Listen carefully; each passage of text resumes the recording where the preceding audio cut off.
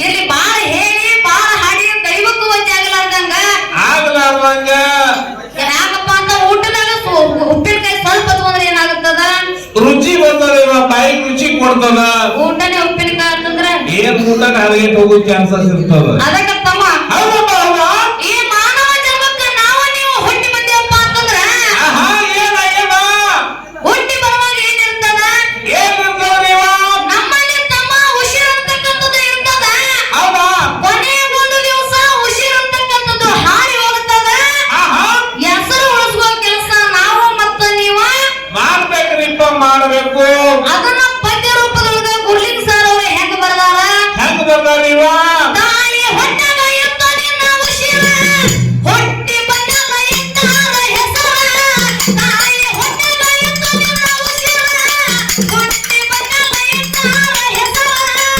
ಕೊನೆಗೊಮ್ಮೆ ಹೋಗ್ತಾನ ಉಸಿರ ಉಳಿಸಿಕೊಂಡ ಹೋಗಿನ ಹೆಸರ ಕೊನೆಗೊಮ್ಮೆ ಹೋಗ್ತಾನ ಉಸಿರ ಉಳಿಸಿಕೊಂಡ ಹೋಗಿನ